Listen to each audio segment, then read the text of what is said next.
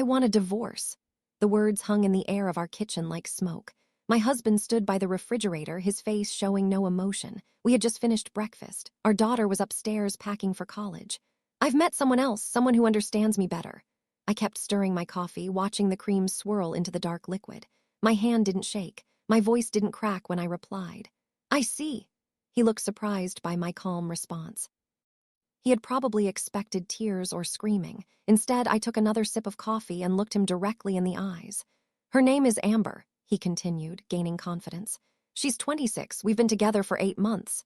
8 months. While I had been planning our 25th anniversary trip, he had been building a new life. "I'm moving out today," he added. "The papers will be served next week."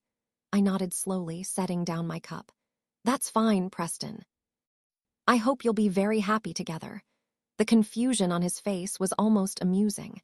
This wasn't going according to his script. "My name is Jillian Monroe. I am 47 years old, and until that moment, I had been the devoted wife Preston always expected me to be.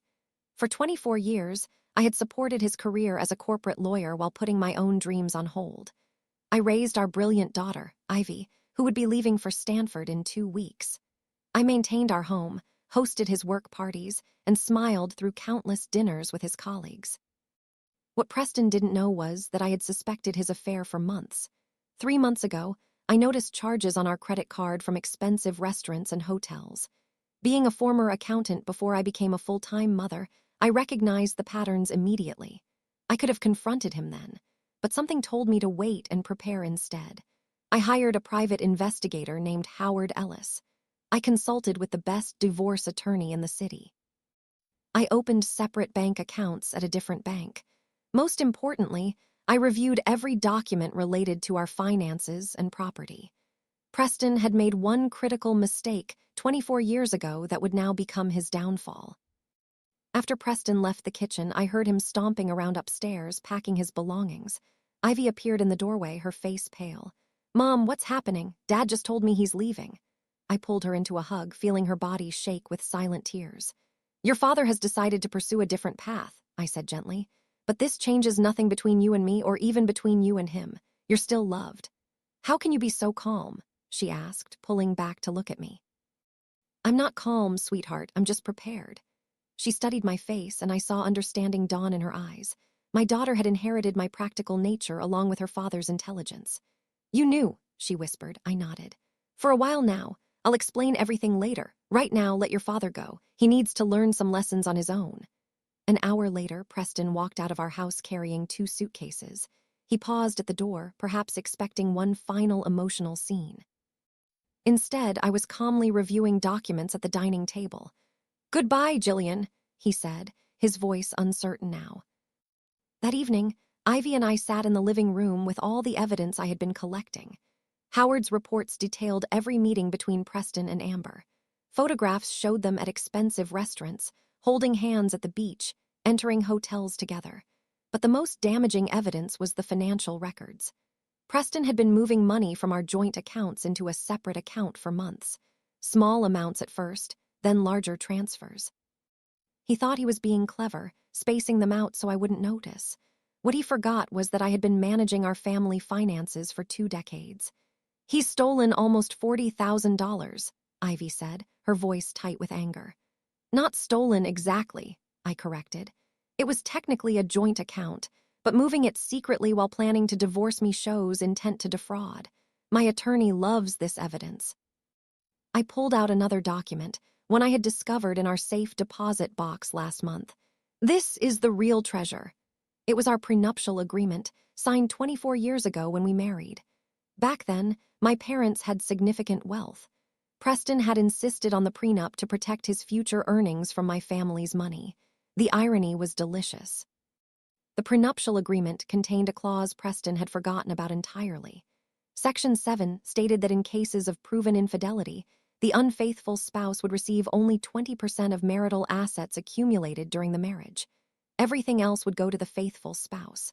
My father's attorney had insisted on this clause, despite Preston's protests at the time.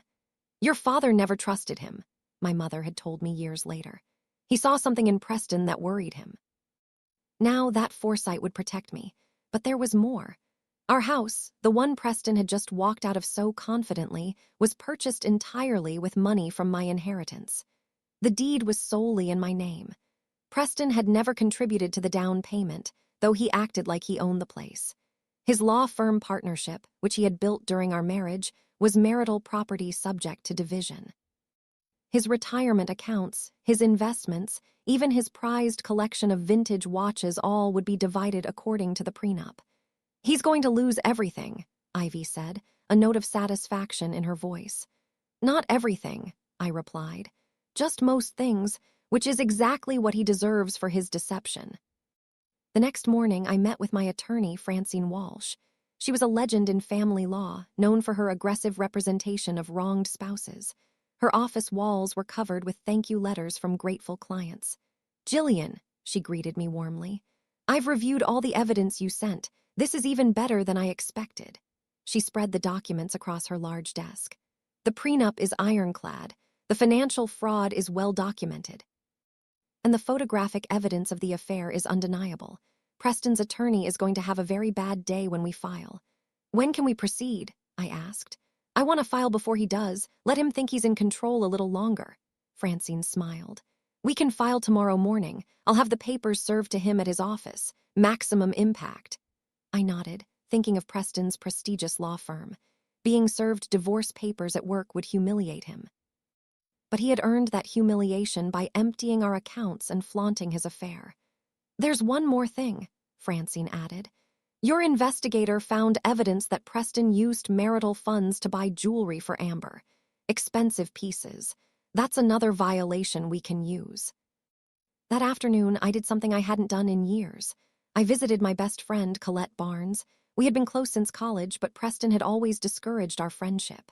He said Colette was too independent, too outspoken, too much of a bad influence. Now I understood he was simply threatened by her. "Finally," Colette said when she opened her door and saw me standing there. "I've been waiting for you to leave that fool for years." We settled in her kitchen with tea, and I told her everything. The affair, the financial deception, my months of preparation, and the prenup that would ruin Preston's plans. Colette listened intently, her expression shifting from anger to satisfaction. "Your father was a wise man," she said when I finished. "Preston always was a selfish opportunist. Remember when he convinced you to quit your accounting job? He said it was so you could focus on raising Ivy. But really, he wanted you dependent on him. I had forgotten that, or maybe I had chosen to forget. He also discouraged you from staying in touch with your family and friends," Colette continued. "Classic control behavior. I'm just glad you're finally seeing it clearly." Wednesday morning arrived with rain and gray clouds. Perfect weather for what was about to happen. At precisely 9:30, while Preston sat in his corner office at Morrison and Hayes law firm, a process server walked in and handed him the divorce papers. I wasn't there to see it, but Howard had arranged for one of his associates to observe from the lobby. According to the report I received later, Preston's face went from confusion to shock to rage in seconds. He tried calling me immediately.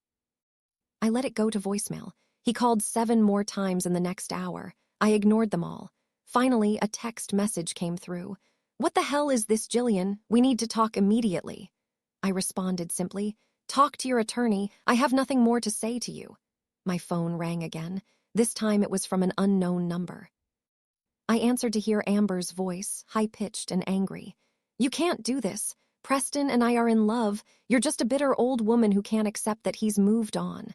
I smiled at her naivety. "Amber, I wish you both all the happiness you deserve. Goodbye." I hung up and blocked the number. The preliminary hearing was scheduled for the following Tuesday. Francine had moved quickly, arguing that Preston's financial misconduct required immediate court intervention to protect marital assets. The judge agreed and ordered all accounts frozen until the hearing. This meant Preston suddenly had access only to the small account he had been hiding. The account that now held the $40,000 he had stolen, minus whatever he had already spent on Amber. According to Howard's latest report, Preston and Amber were living in a luxury apartment downtown. The rent was $4,000 per month.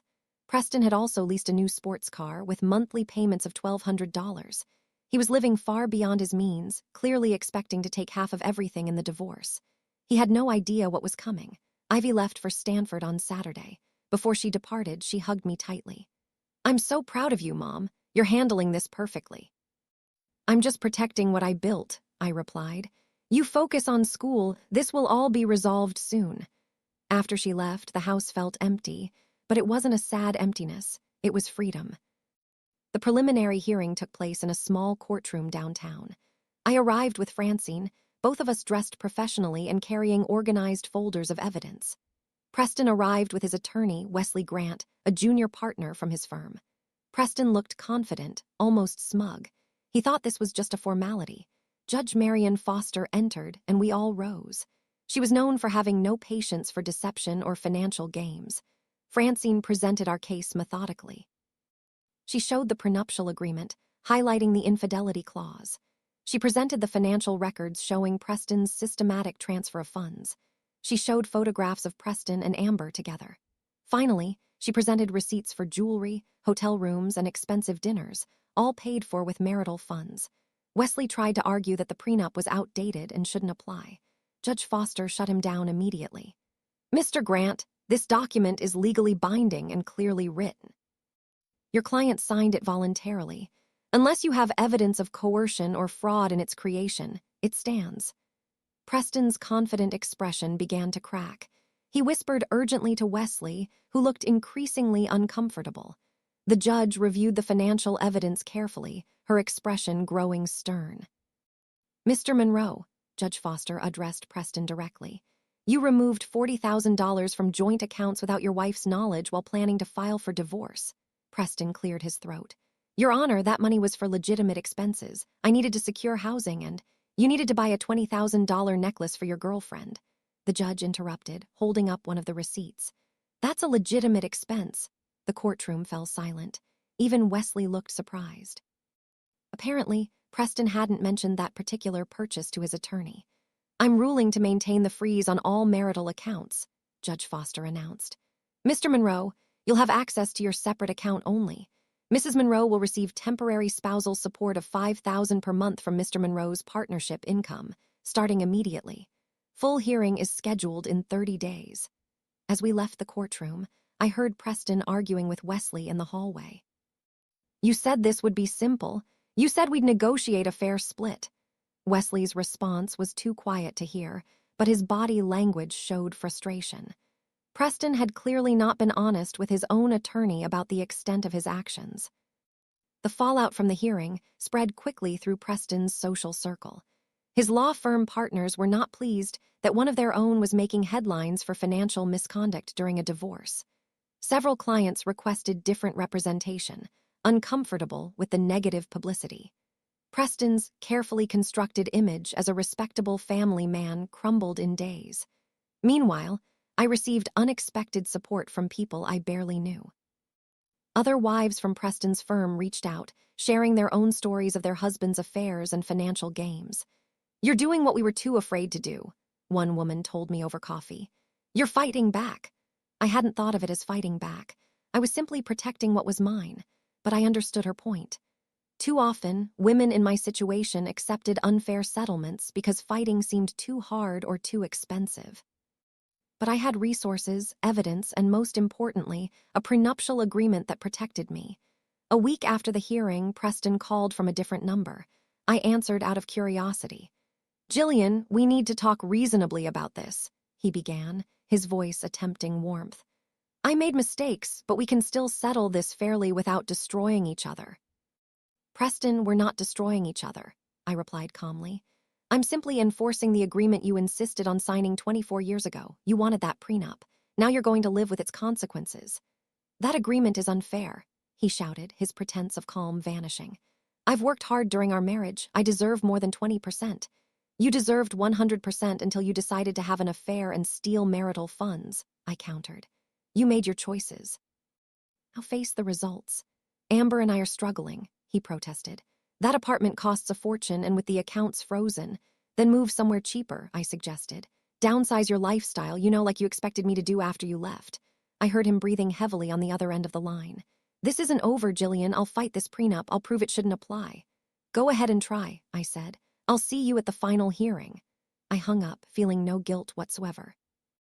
Preston had created this situation through his own selfish actions. Now he could deal with the consequences.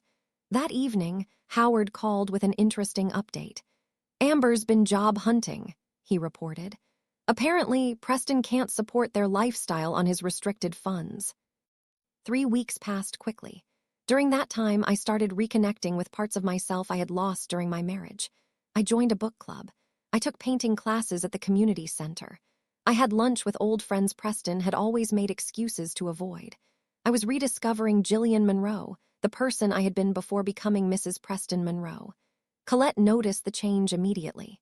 "You're glowing," she said during one of our weekly coffee meetings.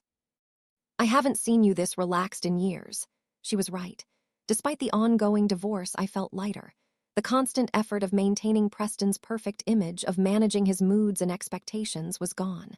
I could breathe freely for the first time in years. Ivy called regularly from Stanford, checking on me and reporting on her classes. "How's Dad doing?" she asked during one call, her tone suggesting she didn't really care. "Struggling, from what I hear," I replied. "His lifestyle is catching up with his limited access to funds." "Good," she said firmly. "He deserves to struggle after what he did to you." I appreciated her loyalty, though I hoped eventually she would rebuild some relationship with her father, not for his sake, but for hers. The final hearing arrived on a crisp October morning. The courtroom was larger this time, and there were more people present. Several of Preston's law partners sat in the gallery, presumably to support him, but their expressions suggested they were there more out of obligation than genuine support. Francine had prepared meticulously. She had financial experts ready to testify about the value of Preston's partnership interest. She had documentation showing every expense Preston had charged to our joint accounts for Amber's benefit. Most damaging of all, she had testimony from Preston's own secretary, who confirmed that he had admitted to the affair during a staff meeting. Wesley tried to present a case that Preston deserved more than the prenup allowed. He argued that Preston's partnership had grown significantly during the marriage. He claimed that Preston's earning potential had increased because of the stable home environment I had provided. Ironically, these arguments actually supported my case. Judge Foster listened patiently, taking notes occasionally. When Wesley finished, she asked, "Is that everything, Mr. Grant?" He nodded, looking like he knew he had lost. Then Francine stood up and systematically destroyed every argument Wesley had made. Francine presented timeline after timeline showing Preston's deliberate deception. She showed how he had planned the affair while still pretending to be a devoted husband. She demonstrated how he had moved money while lying to me about our financial situation. She proved that he had used marital funds to finance his affair, enriching his girlfriend with property that belonged to both of us. Then came the testimony from Preston's secretary, a middle-aged woman named Beverly who looked deeply uncomfortable. "Mr. Monroe told the staff he was leaving his wife for someone who appreciated him more," Beverly testified. "He said his wife had gotten boring and old. He made jokes about it in the break room." I watched Preston's face flush with embarrassment. He hadn't expected Beverly to testify. He probably thought his staff's loyalty would protect him. But Beverly had her own story of being pushed out of the firm after reporting harassment years ago. She had no love for Preston or his partners. Judge Foster's expression grew increasingly stern as the testimony continued. When Francine finished, the judge took a brief recess to review all the evidence. Those 20 minutes felt like hours. When Judge Foster returned, her decision was clear and decisive. "I've reviewed the prenuptial agreement, which is valid and enforceable. I've examined the evidence of Mr. Monroe's infidelity and financial misconduct. Based on these findings, I rule in favor of Mrs. Monroe." She outlined the division of assets methodically. I would keep the house, as it was purchased entirely with my separate inheritance. Preston's partnership interest would be divided, with me receiving 80% and Preston keeping 20%. His retirement accounts would be split the same way. The $40,000 he had moved would be returned to me immediately, plus interest. "Furthermore," Judge Foster continued, "Mr. Monroe will pay Mrs. Monroe's legal fees, as his misconduct necessitated this litigation. He will also pay retroactive spousal support for the period before the preliminary hearing." Preston sat motionless, staring at the table in front of him. Wesley was scribbling notes furiously, probably already thinking about an appeal. But I knew the prenup was solid. My father's attorney had made sure of that years ago. As we left the courtroom, I saw Amber waiting in the hallway. She looked different from the confident young woman I had seen in photographs. Now she looked worried and drawn. Amber approached me hesitantly as Preston and Wesley disappeared into a conference room to discuss their options. "Mrs. Monroe," she began, her voice small, "I need to talk to you." I studied her for a moment. Up close, she looked even younger than her 26 years. "What is it, Amber?" "I didn't know about the prenup," she said quickly. "Preston told me he would get half of everything. He said you'd be fine because you had family money." He made it sound like you were rich and didn't need his support. I almost laughed at Preston's version of events. "And now you're discovering that Preston doesn't have the resources you thought he did." She nodded miserably. "The apartment lease is in my name. He convinced me to sign it, saying his credit was temporarily complicated. Now he can't pay his half of the rent, and I can't afford it alone." "That sounds like a difficult situation," I said neutrally. "I'm not asking for your help," she added quickly. "I just wanted you to know that he lied to me too, about everything. About your marriage, about his finances, about what the divorce would look like. I'm not innocent, but I'm not the villain he made me believe you were." I could have been cruel to Amber. Part of me wanted to be, but looking at her, I saw someone who had been manipulated by Preston's charm and lies just as I had been years ago. "Amber, you made poor choices," I said honestly. "You had an affair with a married man, but Preston is the one who broke his vows. He's the one who lied to both of us. I hope you learn from this experience and make better choices in the future." She nodded, tears streaming down her face. "I already ended things with him." After I saw how he reacted to the judge's ruling, I realized what you must have lived with for years. He blamed everyone but himself. After she walked away, Colette, who had attended the hearing for support, came up beside me. "You were kinder to her than she deserved," she observed. "Maybe," I agreed. "But she's young and foolish, not evil. Preston knew exactly what he was doing." 2 weeks later, I received a call from Wesley Grant. "Mrs. Monroe, my client would like to settle the remaining details without further litigation. Can we arrange a meeting?" I agreed, curious about what Preston wanted now. The meeting took place at Francine's office, neutral territory for both sides. Preston looked terrible. He had lost weight and his expensive suit hung loosely on his frame. The confident, smug man who had announced his departure months ago was gone, replaced by someone who looked defeated and exhausted. "Jillian," he began, then stopped. "I don't know what to say." "An apology would be a start," Francine suggested coolly. He nodded. "I'm sorry, for the affair, for taking the money, for how I handled everything. I was selfish and cruel, and you didn't deserve any of it." I waited, but he didn't continue. "Is that all?" I asked. "I'm asking if we can settle the partnership division without more fighting," he said. "The firm wants to buy out my interest entirely, but I need your agreement since you own 80% now." This was interesting. "Why does the firm want to buy you out?" Wesley shifted uncomfortably. "There have been some complaints from clients. The partners think it's best if Preston transitions out of the firm." In other words, they were pushing him out because of the scandal. Preston's prestigious career was crumbling along with his personal life. "What are they offering?" I asked. The buyout offer was substantial. The firm would pay $3 million for Preston's full partnership interest. As the owner of 80%, I would receive $2.4 million. Preston would get $600,000. "I recommend accepting," Francine said after reviewing the terms. "It's a fair market value, and it gives you a clean break from any ongoing involvement with Preston's career." I agreed. Within a month, the buyout was finalized. I deposited my portion into investments and trust accounts for Ivy's future.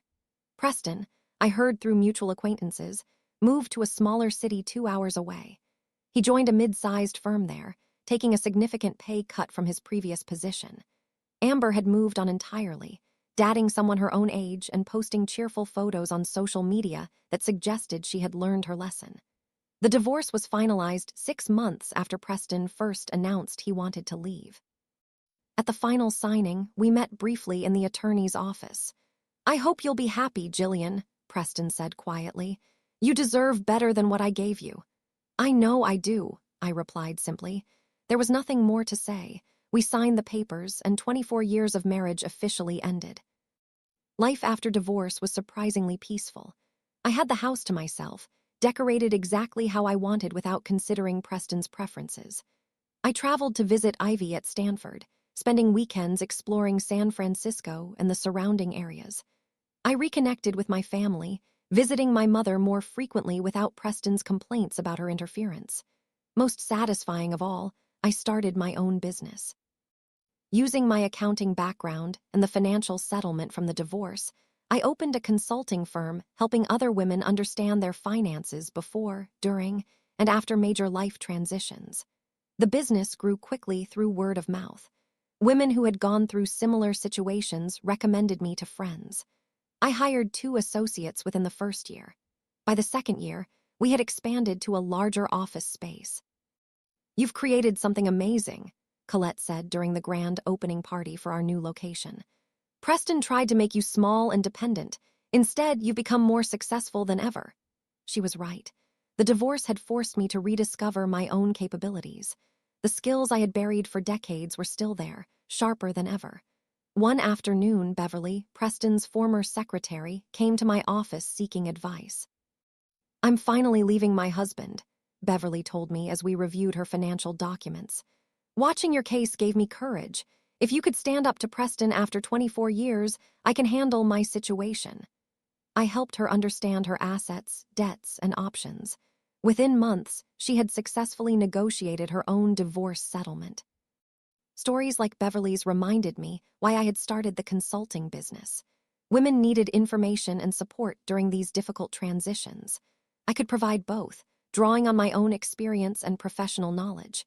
Ivy graduated from Stanford with honors and returned home to work at a tech company nearby. She moved into an apartment downtown but visited regularly for dinner. "I'm proud of you, Mom," she told me during one visit. "You could have been bitter and angry after Dad left. Instead, you turned it into an opportunity to build something new." "Your grandfather taught me to be strategic," I replied. "And your grandmother taught me that revenge is best served cold and calculated." We laughed together, and I felt grateful that despite the pain of divorce, my relationship with my daughter had only grown stronger. 2 years after the divorce, Preston requested to meet me for coffee. I almost declined, but curiosity won out. We met at a quiet cafe far from both our usual areas. Preston looked healthier than at our last meeting, though he had aged noticeably. "Thank you for agreeing to see me," he began. "I wanted to apologize properly, not the rushed sorry I gave you at the settlement, but a real acknowledgement of what I did." I sipped my coffee and waited for him to continue. "I threw away something valuable for something shiny and new," he said. "I didn't appreciate what I had until I lost it." The life I thought I wanted with Amber was a fantasy. The reality was shallow and ultimately empty. "I appreciate the apology," I said honestly. "But I've moved on, Preston. I'm not interested in rehashing the past or discussing what might have been." "I'm not asking for another chance," he assured me quickly. "I know that ship has sailed. I just wanted you to know that I recognize how badly I handled everything. You deserved so much better." We talked for another hour about Ivy, about our respective businesses, about safe, neutral topics. When we parted ways, I felt no lingering anger or sadness. He was simply someone I used to know, someone who had been part of my past but had no place in my future. 5 years after Preston walked out of our kitchen announcing his new life, I stood in my office looking at the company website. Monroe Financial Consulting had grown beyond anything I had imagined. We now had 6 associates, had helped over 200 women navigate financial transitions, and were expanding to open a second location. Ivy called that afternoon with exciting news. "Mom, I'm getting married. Can you believe it?" Her fiancé was a kind, stable software engineer who treated her with respect and genuine affection, nothing like her father. "I'm so happy for you, sweetheart," I said, feeling tears of joy.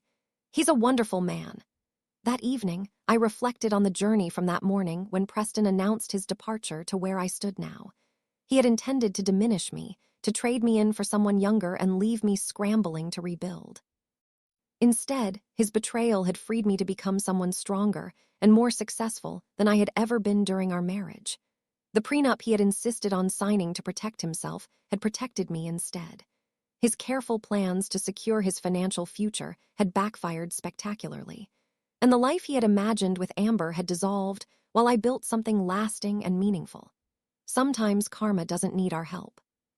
Sometimes it just requires patience, preparation, and the courage to stand firm when others expect you to crumble. I had done exactly that, and the life I built from the ashes of my marriage was more fulfilling than anything I could have imagined. Preston had left me for a younger woman, and karma had indeed hit hard, just not the person he expected.